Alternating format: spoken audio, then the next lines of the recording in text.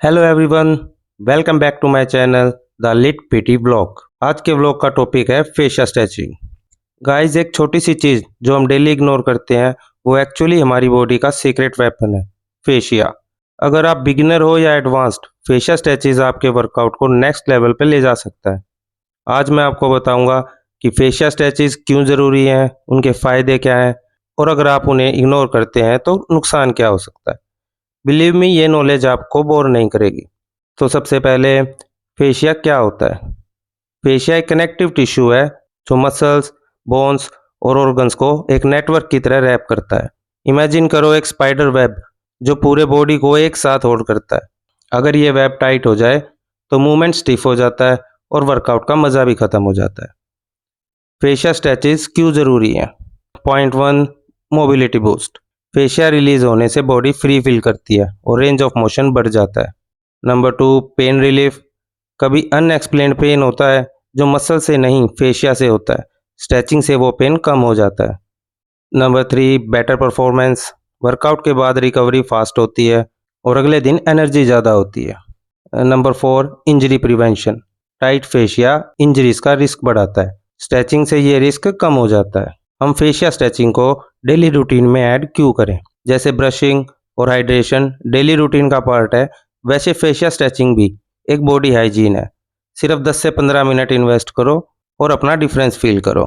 Examples of fascia stretches: forward fold, hamstrings और back fascia release, deep squat hold, ankles, hip और lower back fascia open, cobra stretches, chest और hip flexor fascia free, arm circles plus side stretch, upper body fascia relax. Beginners के लिए special फ़ायदा: beginners के लिए fascia stretching एक shortcut है क्योंकि उनकी बॉडी अभी एडोप्ट कर रही होती है।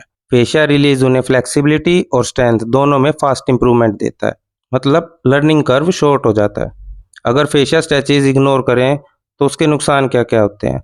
बॉडी स्टिफ और टाइट फील करेगी, रेंज ऑफ मोशन कम हो जाता है, रिकवरी स्लो हो जाती है, कभी अनएक्सप्लेन्ड पेन और इंजरीज भी हो सकती है।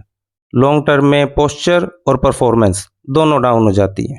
तो गाइस, फेशिया स्ट्रेचिंग एक हिडन जेम है जो आपके वर्कआउट को नेक्स्ट लेवल पे ले जाती है। अगर आप बिगिनर हो तो अभी से स्टार्ट करो और अगर एडवांस्ड हो तो अपने रूटीन में इंटीग्रेट करो। याद रखना, स्ट्रॉन्ग मसल्स तभी काम आते हैं जब फेशिया फ्री हो। So don't skip fascia stretches. अगर मैं सिंपल लैंग्वेज में समझाऊं तो मस्कुलर फेशिया स्ट्रेचिंग एक एडवांस अप्रोच है जो सिर्फ इंडिविजुअल मसल को स्ट्रेच करने तक लिमिटेड नहीं होता, बल्कि पूरे मायोफेशियल सिस्टम को टारगेट करता है। फेशिया बेसिकली एक कनेक्टिव टिश्यू नेटवर्क है जो हर मसल फाइबर, मसल ग्रुप और इवन जॉइंट्स को सराउंड और इंटरकनेक्ट करता है। इसका रोल सिर्फ सपोर्ट देना नहीं है, बल्कि फोर्स ट्रांसमिशन, मूवमेंट एफिशिएंसी और स्ट्रक्चरल इंटीग्रिटी मेंटेन करना भी होता है। अब प्रॉब्लम तब आती है जब फेशिया टाइट, डिहाइड्रेटेड या रेस्ट्रिक्टेड हो जाता है। इस सिचुएशन में क्लाइंट को stiffness, reduce range of motion और कभी कभी अनएक्सप्लेन्ड पेन भी फील होता है, इवन जब मसल्स इंडिविजुअली स्ट्रॉन्ग होते हैं। इसलिए सिर्फ ट्रेडिशनल स्टैटिक स्ट्रेचिंग काफ़ी नहीं होता। फेशिया स्ट्रेचिंग का कंसेप्ट ये है कि हम बॉडी को आइसोलेटेड सेगमेंट्स में ट्रीट ना करके इंटीग्रेटेड चेन्स में काम करें। फॉर एग्जांपल, पोस्टीरियर चेन एक सिंगल फंक्शनल यूनिट की तरह बिहेव करता है जिसमें काफ्स, हैमस्ट्रिंग्स, ग्लूट्स, इरेक्टर स्पाइने और even upper back fascia interconnected होता है। इस टाइप की स्ट्रेचिंग में टेम्पो और कंट्रोल बहुत इंपॉर्टेंट है। फास्ट या जर्की मूवमेंट्स फेशिया के लिए इफेक्टिव नहीं होते। Instead slow eccentric loading, sustained holds, generally 30 से 90 सेकंड तक का, और कंट्रोल्ड ब्रीथिंग पैटर्न यूज किए जाते हैं। डीप नेसल इनहेल और स्लो एक्सहेल फेशिया को रिलैक्स करने और नर्वस सिस्टम को डाउन रेगुलेट करने में हेल्प करता है, जिससे स्ट्रेच डेप्थ इंप्रूव होती है। एक और इम्पोर्टेंट एस्पेक्ट है मल्टीप्लेनर मूवमेंट। फेशिया सिर्फ लीनियर डायरेक्शन में काम नहीं करता, इसलिए रोटेशनल और डायगोनल पैटर्न्स जैसे स्पाइरल लंजेस या ओवरहेड रीचेस बहुत इफेक्टिव होते हैं। ये मूवमेंट्स फेशियल लाइन को डिफरेंट एंगल से लोड करते हैं, जो एथलीट्स के लिए स्पेशली बेनिफिशियल है। अगर आप इसको प्रोग्रामिंग पर्सपेक्टिव से देखें तो फेशियल स्ट्रेचिंग को वार्म अप के एंड में या कूल डाउन फेस में इंक्लूड करना बेस्ट होता है।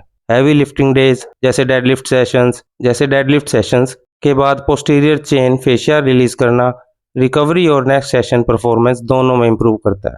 ओवरऑल मस्कुलर फेशिया स्ट्रेचिंग एक होलिस्टिक मोबिलिटी अप्रोच है जो आपको सिर्फ फ्लेक्सिबल नहीं बनाता, बल्कि उनकी मूवमेंट क्वालिटी, स्टेबिलिटी और फोर्स आउटपुट को भी एनहेंस करता है। अगर आप इंटेलिजेंटली इंटीग्रेट करते हो तो आप अपने रिजल्ट्स को नेक्स्ट लेवल तक ले जा सकते हैं। मैं अपने हर एक वर्कआउट खत्म होने के बाद लास्ट में फेशियल स्ट्रेचेस जरूर परफॉर्म करता हूँ। आपको भी वर्कआउट के एंड में इसे ऐड कर लेना चाहिए। तो इस व्लॉग को यहीं ख़त्म करता हूँ और आप सभी को राम राम देता हूँ। अगर आपके आसपास भी कोई बिगिनर है जिसे सही तरीके से शुरुआत करनी है तो उसके साथ ये वीडियो ज़रूर शेयर कीजिएगा। उम्मीद करता हूँ वीडियो आप सबको पसंद आई हो। चैनल को सब्सक्राइब करना ना भूलें और अपने फैमिली और फ्रेंड्स के साथ ज़रूर शेयर कीजिए।